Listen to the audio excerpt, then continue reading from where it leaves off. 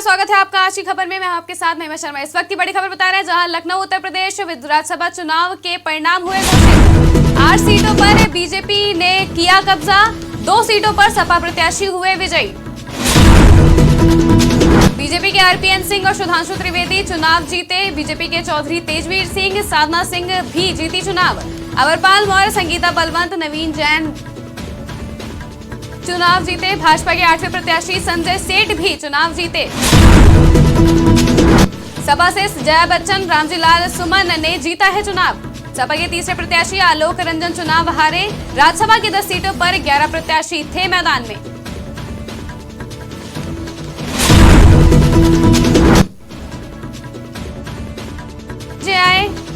BJP ने 8 seat जीती व सपा को मिली 2 सीटें।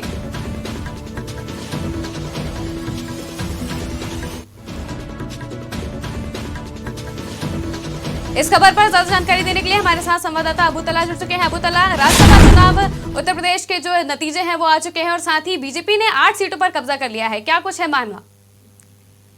देखिए, बिल्कुल महिमा, अगर बात करें तो राज्यसभा चुनाव के जो परिणाम है वो घोषित हो गए हैं। लगभग ये तय माना जा रहा है कि लगभग 8 सीटों पर बीजेपी विजय हुई है और 2 सीटों पर सपा ने कब्जा किया है। अगर देखिए बात करें तो राज्यसभा की 10 सीटों पर 11 प्रत्याशी मैदान में थे और इनमें से अगर बीजेपी की बात करें तो बीजेपी के आरपीएन सिंह और सुधांशु त्रिवेदी, उसके साथ साथ चौधरी तेजवीर सिंह, साधना सिंह, अमरपाल मौर्य, संगीता बलवंत, नवीन जैन, ये तमाम प्रत्याशी जो बीजेपी के थे ये राज्यसभा का चुनाव जीते हैं। और अगर सपा प्रत्याशियों की बात की जाए तो देखिए, अगर सपा प्रत्याशियों की बात की जाए तो आलोक रंजन जो थे सपा समाजवादी पार्टी से, वो जरूर चुनाव हारे हैं। हालांकि जया बच्चन चुनाव जीती है। और अगर इनमें बात की जाए बीजेपी में जिस तरह से चीजें चल रही थी संजय सेठ की सीट को लेकर, को अगर बात करें तो संजय सेठ की भी जीत हुई है। तो मतलब ये 8वां कैंडिडेट जो बीजेपी का संजय सेठ था, उनकी कहीं ना कहीं जीत हुई है। और अगर इन तमाम चीजों को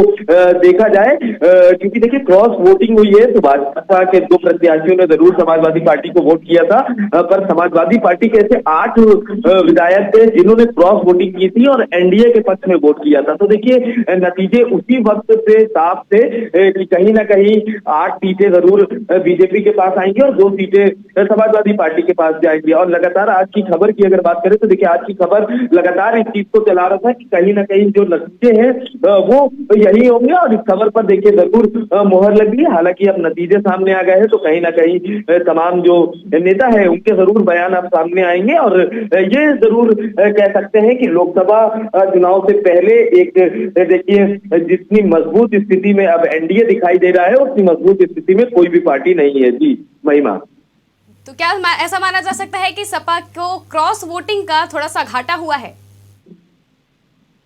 देखिए, बिल्कुल अगर समाजवादी पार्टी की बात करें तो क्रॉस वोटिंग का बहुत बड़ा नुकसान हुआ है। और यही वजह है कि देखिए जिस तरह से संजय सेठ को इस बार मैदान में उतारा गया था और संजय सेठ को 29 वोट पड़े हैं और आलोक रंजन, समाजवादी पार्टी के आलोक रंजन की बात करी जाए तो उनको 15 वोट पड़े हैं। तो देखिए इसी से अंदाजा एकदम साफ लगाया जा रहा है कि जिस तरह से क्रॉस वोटिंग हुई है कहीं ना कहीं 10-12 वोटों का फर्क पड़ा है और इसी वजह से नतीजे ये है। वरना एक सीट और समाजवादी पार्टी निकाल सकती थी, पर कहीं ना कहीं इसमें राज्यसभा चुनाव में समाजवादी पार्टी का एक कैंडिडेट है वो नहीं जीत पाया। पर अब जिस तरह से देखिए, कल इसी को लेकर अखिलेश यादव ने पहले ही ऐलान कर दिया है कि कल वो प्रेस कॉन्फ्रेंस करेंगे इन तमाम मुद्दों को लेकर, राज्यसभा चुनाव में किस तरह से जीत हुई प्रत्याशियों की और कितने बागी विधायक थे जिन्होंने क्रॉस वोटिंग करी है, उनके साथ अब उनको पार्टी में रखना है या नहीं रखना है, क्योंकि आने वाले समय में लोकसभा चुनाव है।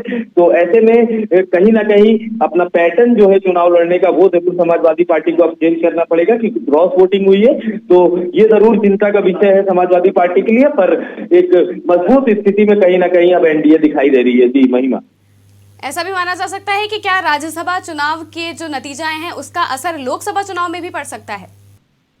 देखिए बिल्कुल पड़ सकता है, क्योंकि देखिए क्रॉस वोटिंग हुई है महिमा, लगातार हम इस तरह कह रहे हैं कि क्रॉस वोटिंग जो हुई है इसका कहीं ना कहीं खामियाजा जरूर लोकसभा चुनाव में विपक्ष पार्टियों को उठाना पड़ेगा, और इसी वजह से तमाम और भी कई ऐसे बड़े नेता हैं वो जरूर बीजेपी के संपर्क में है। तो ऐसे में कई स्टेट की अगर बात करें, उत्तर प्रदेश छोड़ देते हैं, तमाम और भी स्टेट से वहां पे भी देखिए ऐसी स्थिति है कि तमाम जो कांग्रेस पार्टी के नेता है, जो समाजवादी पार्टी के नेता है या अन्य दल के नेता है, वो जरूर देखिए बीजेपी की तरफ डाइवर्ट होते हुए नजर आ रहे हैं। तो अन्य स्टेट की भी ये हालत है, तो इससे ये जरूर अंदाजा लगाया जा सकता है कि कहीं ना कहीं अब एनडीए एक मजबूत स्थिति में है, और जो लोकसभा चुनाव के नतीजे हैं इससे काफी फर्क जरूर पड़ने वाला है आने वाले लोकसभा चुनाव में। जी महिमा जी, जानकारी देने के लिए बहुत बहुत धन्यवाद। हमारे साथ संवाददाता अबू तला जुड़े हुए थे। बड़ी खबर हम आपको बता रहे हैं, जहां लखनऊ में उत्तर प्रदेश राज्यसभा चुनाव के परिणाम घोषित कर दिए गए हैं। 8 सीटों पर बीजेपी ने कब्जा किया है, वहीं 2 सीटों पर सपा प्रत्याशी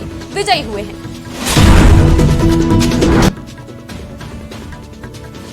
बड़ी खबर में फिलहाल इतना ही। देश और दुनिया की तमाम खबरों के लिए देखते रहिए आज की खबर।